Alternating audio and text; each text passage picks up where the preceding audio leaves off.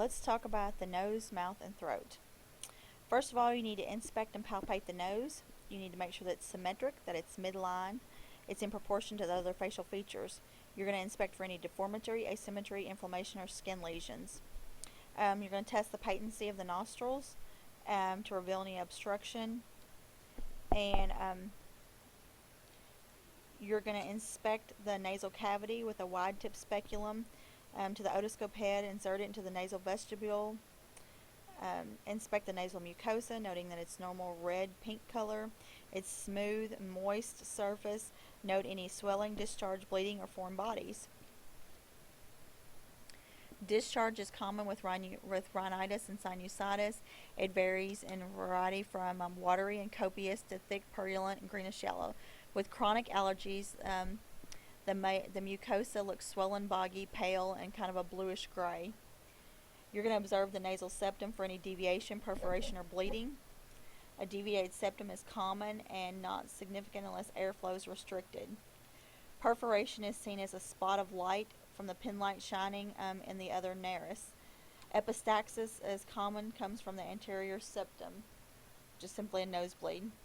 You're looking at the turbinates and the bony ridges curving from the lateral walls, inspecting the middle and inferior turbinates with the same light red color as the nasal mucosa, looking for any swelling. Should be vascular and tender if touched. You're noting any polyps, benign growths. Also, you're going to palpate the sinus areas. Use your thumb. You press over the frontal sinuses below the eyebrows and over the maxillary sinuses just below the cheekbones. You don't press directly on the eyeballs ever. The person should feel firm pressure but no pain. Sinus areas that are tender to palpations indicate chronic allergies and acute infections such as sinusitis. You're looking at the lips for color, moisture, cracking, and lesions. You're also looking for symmetry of the mouth. In African American persons or persons of darker skin, they may have bluish lips, which is normal. In light-skinned people, you have circummoral pallor, which indicates shock or anemia, cyanosis with hypoxia and chilling, cherry red lips with carbon monoxide poison, acidosis from aspirin poisoning or ketoacidosis. You're looking at the teeth so that they appear white, straight, evenly spaced, that they're clean and free of debris or decay.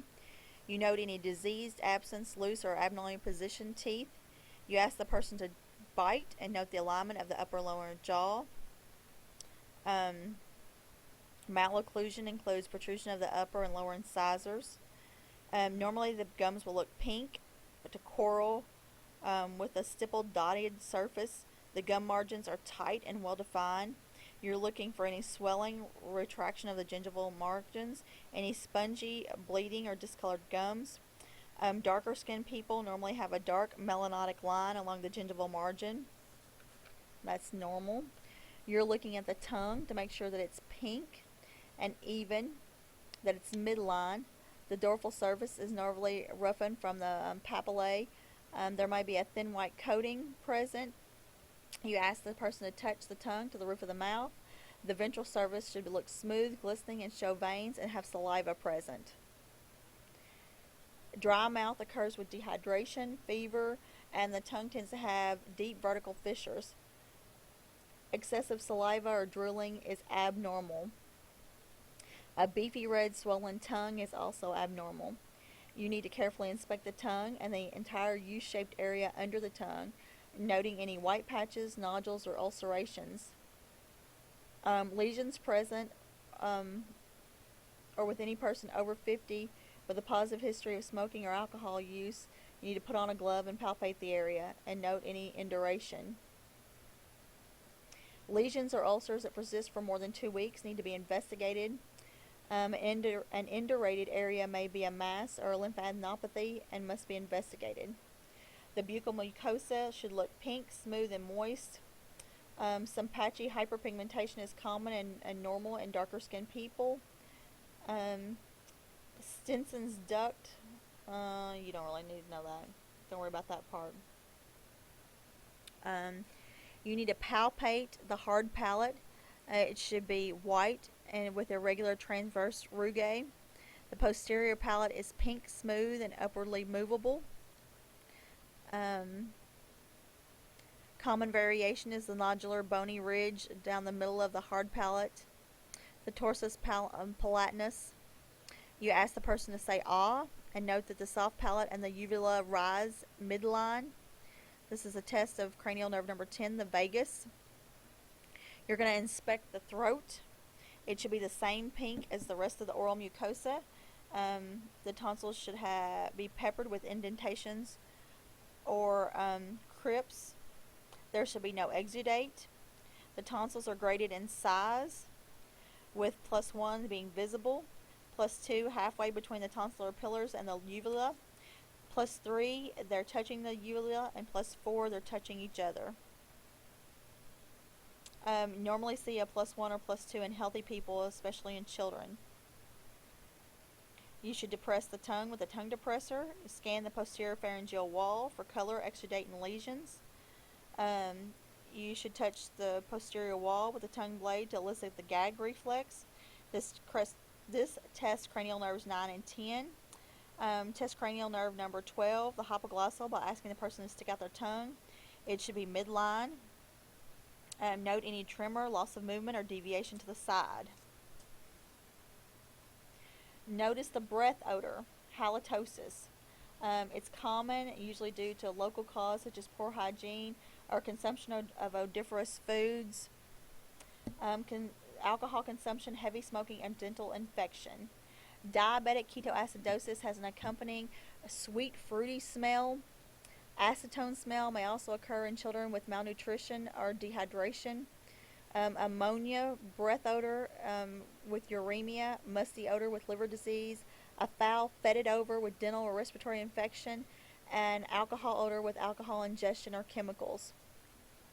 Now you have to remember that in children, newborns have milia across the nose.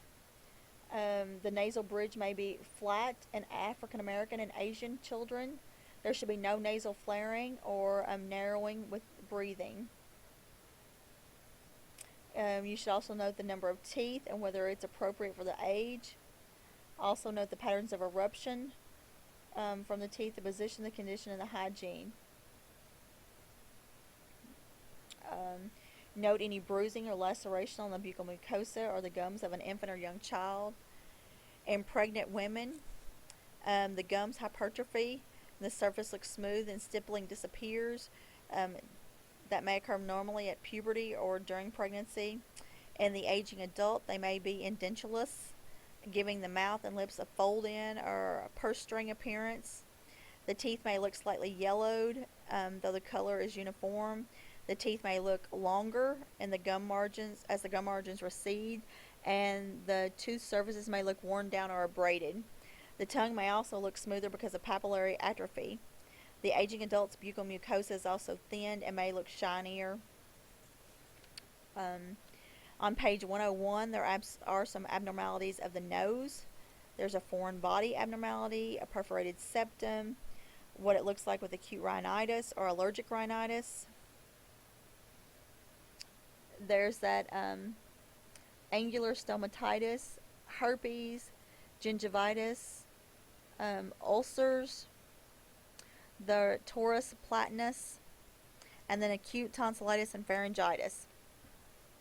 So that wraps up the nose, throat, and mouth.